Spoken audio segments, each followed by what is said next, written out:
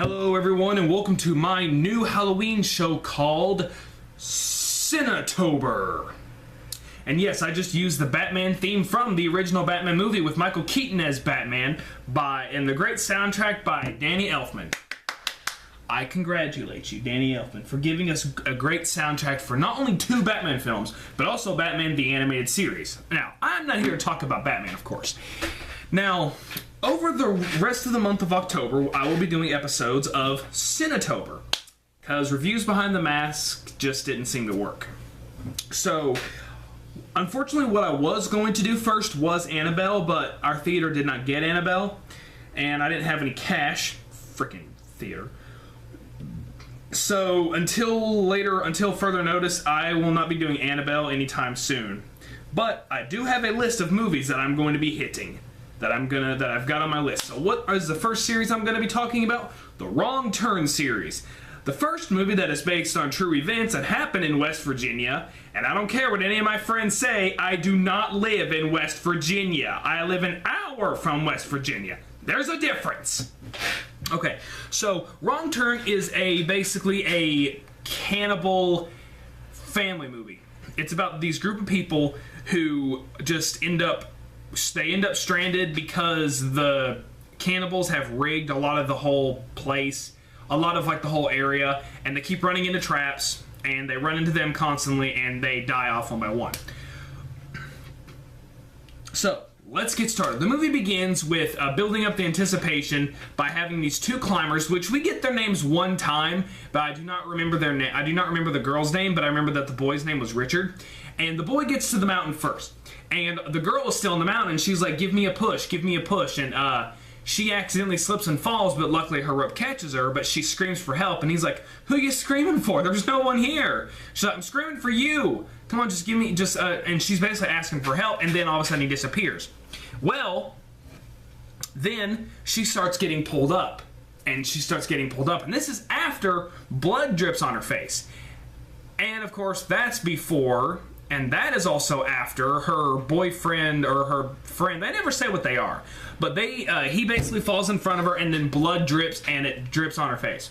So then she starts getting pulled up, she cuts her line, and she falls, and she's getting ready to go back to her car. She's limping, but then she trips on a barbed wire trip line, and then all we know is she gets dragged away, and then we get to the credits, which the credits were pretty cool. It was like how they did the Texas Chainsaw Massacre remake, showing like scenes of like the actual events and stuff. Of course, that never really happened, but yeah, it was pretty good. It was showing like how people have went missing, even children have went missing. And then we are introduced to the character Chris, who plays Detective Quinn in one of the best shows on this planet, Dexter. I strongly recommend that show. It's on Netflix. And he's trying to get to a meeting in Raleigh, but there's traffic, and he goes and asks somebody, and apparently there was a big chemical accident. So then he decides to go back, and he finds this gas station where he meets this old man with only one tooth and who's chugging Pepto-Bismol. I don't know why. But he's basically asking him, like, excuse me, do you have a phone? The phone doesn't work. And so he looks at the map, and he's like, do you know if this takes me anywhere? And he's like, it could, I don't know. And so he says, thank you, take care. And then when he drives off, the old man's like, you're the one who's going to be needing to be taken care of, because that's honestly hinting at you're gonna die if you go this way. So the reason why he's going to Raleigh is apparently he has a meeting or something. When he's talking to the person who set up the meeting, he runs out of cell phone service, and then he comes to a somewhat fork in the road. He can either keep going straight or up a dirt road. He turns to go up the dirt road. As he's turning, his CD player messes up. He fixes his mirror, and then he runs into the car of the other characters that we meet. We meet Jessie, who was played by the girl who played the girl in The New Guy, the one that falls in love with Dewey, or Dizzy, not Dewey. And then we meet her friends. We meet Francine, Evan, Scarlett, Scott and Carly, my bad. And they've also run across the same problems, except they ran over a barbed wire thing. So then, basically they're going to go look around, see what they can find. While they're going to go and look around, Francine and Evan are going to stay behind, so they're all smoking pot and everything. And then we find out that the reason that they came out there was apparently her mom got dumped or something, or either her mom got dumped or Jesse got dumped. So they're sitting there, and then all of a sudden she's like, "Take your pants off." This guy's getting a blowjob in the forest. Wow. That's great. So after that, we get some more talk about like how basically the whole entire thing with Jesse, or the whole entire thing with Scott and Carly is they're engaged. So, you know, they're being all flirty and everything. Like, you know, they're in the honeymoon phase already, even though they haven't even went to a honeymoon yet. Like, they're talking about their plans for their wedding and everything. And he's really smart. And, you know, he's just trying to figure out the way how to please his family also, but also pleasing her with the wedding as well.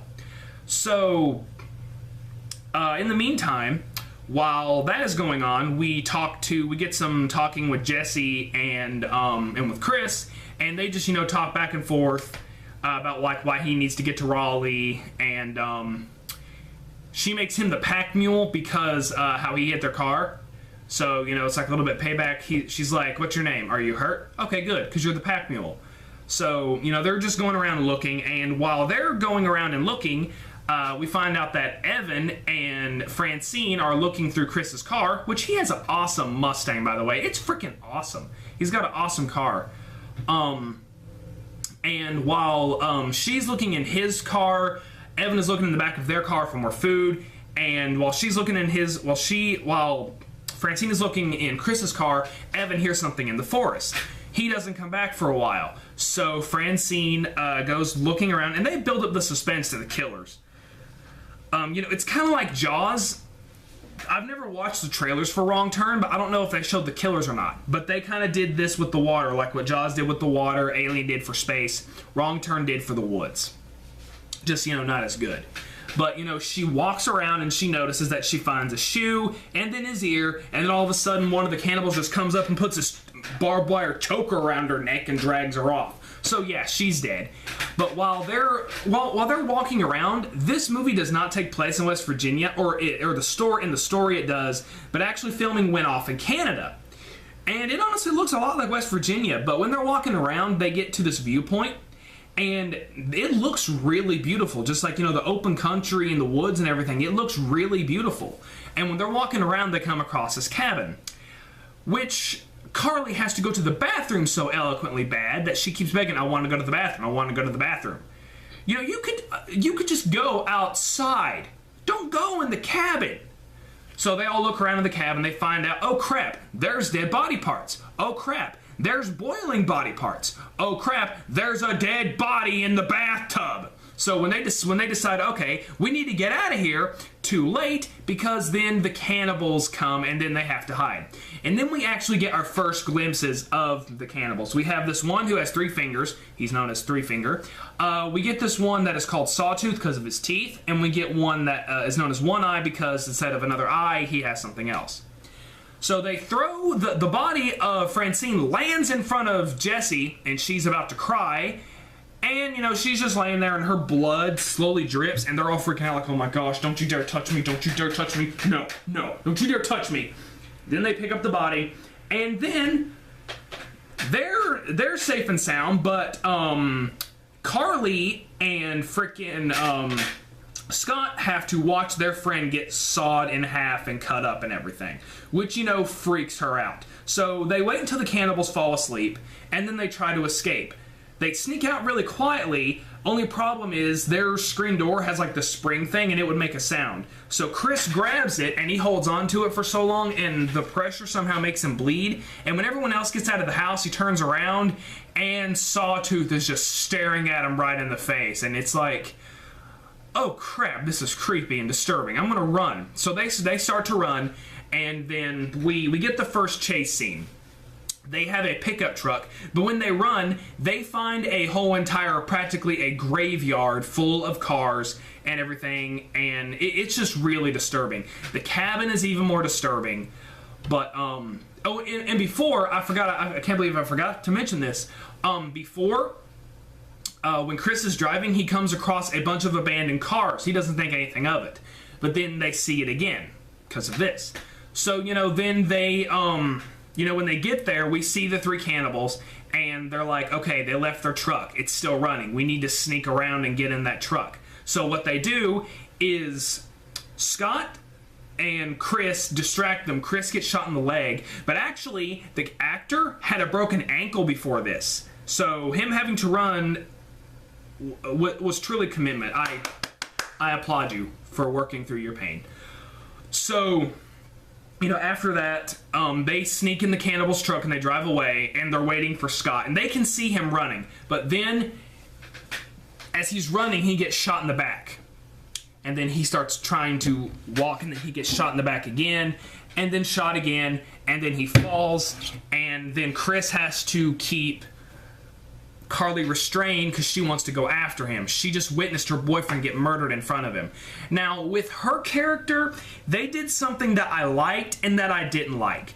When they are on the run and they get out of the car, they're on the run in the woods.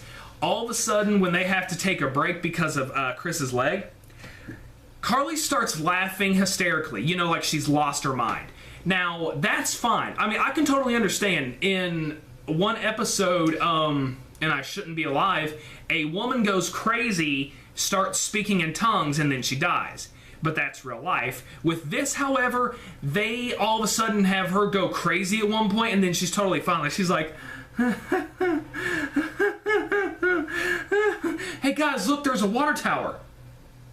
We should go up there. There's a radio tower.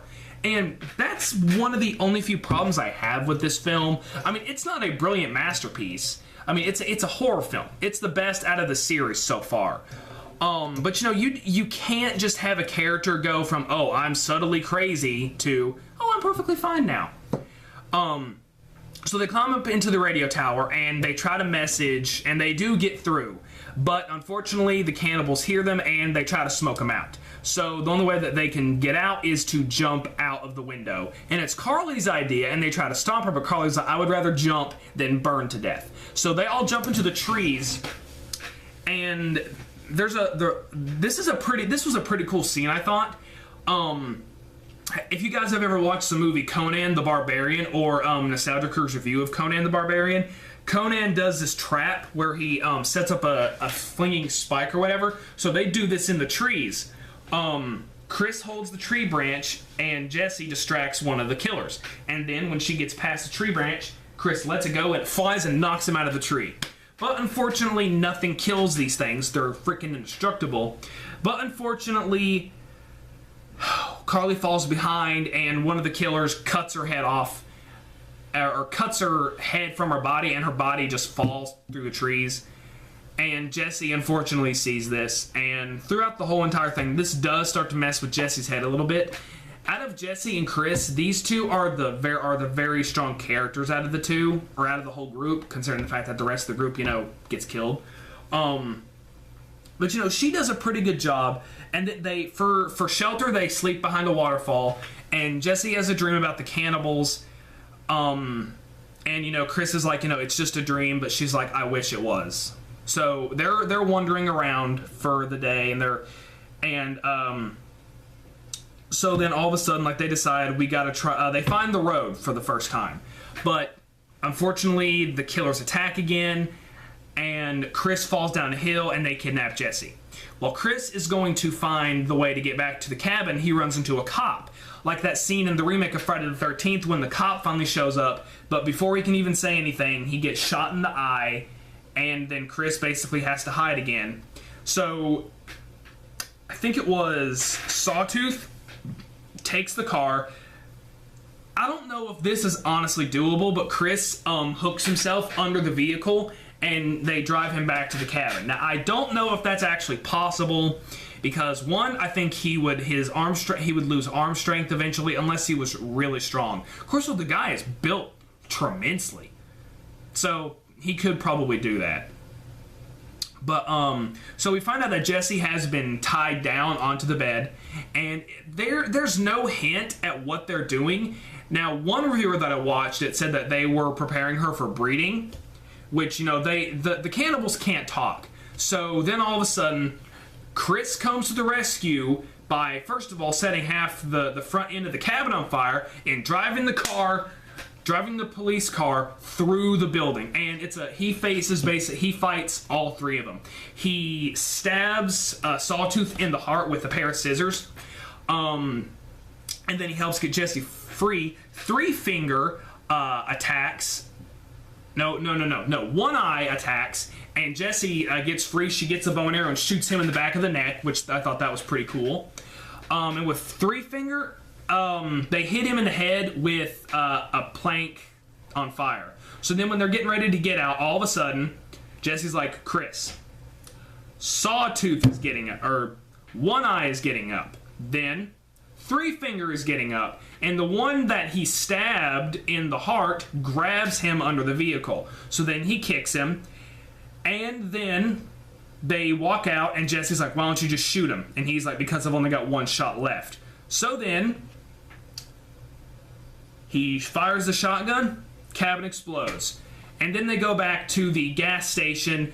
The owner of the gas station hides, and it's just Chris and Jesse getting the map to drive off, and then the movie ends with them driving off. But one funny thing in this movie, when they blow up the cabin, if you listen very carefully, it honestly sounds like James Brown makes an appearance. Because Scott, when he's talking about their wedding and everything, he's like, we could get James Brown, because, there's only one James Brown. So when Chris fires the shotgun, you hear, ow! It kind of sounds like he's getting ready to go, I feel good, da-na-na-na-na-na-na. I know that I should, da-na-na-na-na-na. I'm sorry. But, all in all, this was a not too bad of a horror film, and this is honestly the only one that came out in theaters.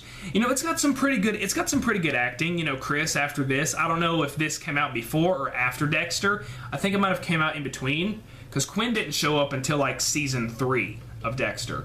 So this might have been before he showed up in Dexter, but he did a pretty good job. I forget what the girl's name is, the one who had the shirt and the tribal tattoo. But she gets it on the back of her neck eventually, but she hasn't been in anything other. I've only seen her in 2 films, this and The New Guy, and I just don't know what's happened to her career. I mean, I'm sure she's working, but dang, she's a very good actress. But guys, this has been the very first episode of Cinetober. Put in the comments below, what horror movies would you like me to review? I'm already doing the Wrong Turn series. I am doing the Scream series. I am going to redo my review of Scream 4 because, 1, I think I need to give it a second chance, and 2, the video was really bad because I was using my laptop, but that's not the point. But guys, I hope that you guys are ready for Cinetober, and make sure that you guys watch Gotham. Guys, have a good night. Have a good night.